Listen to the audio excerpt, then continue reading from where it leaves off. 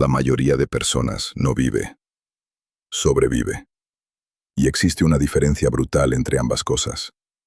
Sobrevivir es levantarte cada mañana para repetir una vida que odias, mientras finges que todo está bien. Vivir es mirar el tiempo de frente y entender que cada día podría ser el último. Por eso los hombres más peligrosos de la historia compartían algo en común. No era dinero, no era fuerza, no era inteligencia. Era su relación con la muerte. Porque cuando un hombre deja de temer perderlo todo, se vuelve imposible de controlar. Y el sistema odia a las personas imposibles de controlar. Por eso la sociedad moderna ha creado generaciones enteras distraídas, entretenidas, dopadas con ruido. Porque un hombre distraído nunca piensa profundamente.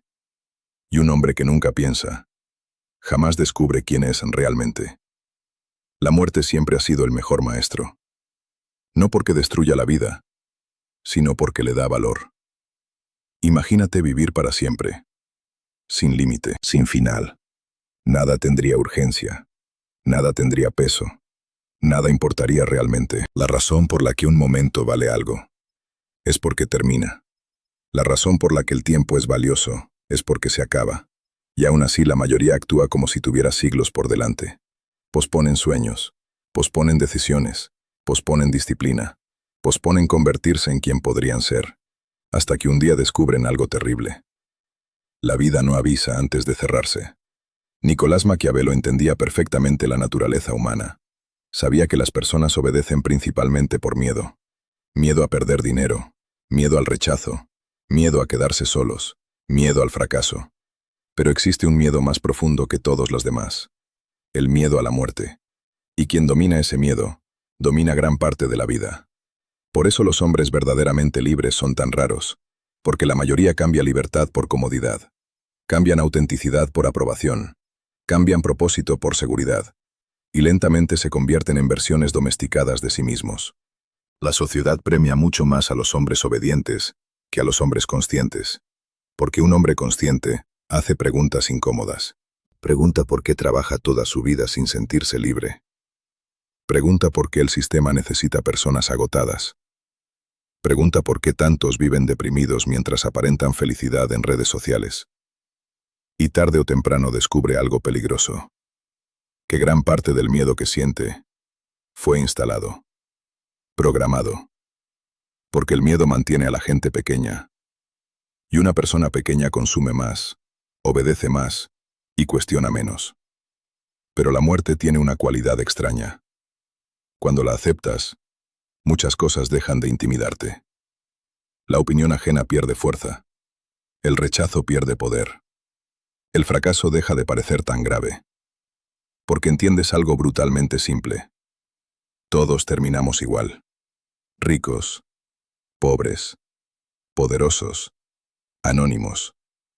Todos. Y eso debería darte miedo, o libertad. Depende de cómo lo mires. Los antiguos estoicos practicaban algo llamado memento mori. Recuerda que morirás. No era pesimismo, era claridad mental.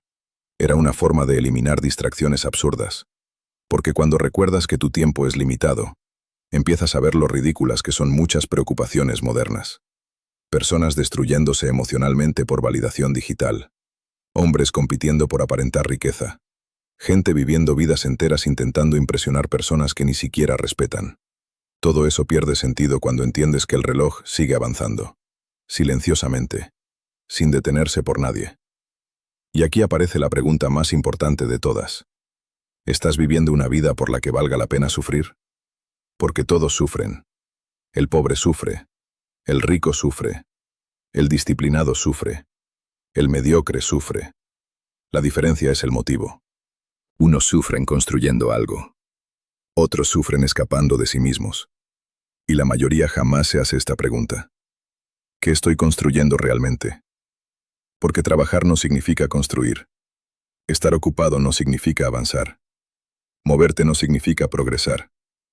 Muchos hombres pasan décadas enteras atrapados en movimiento vacío. Mucho ruido. Poco propósito. Y un día despiertan viejos.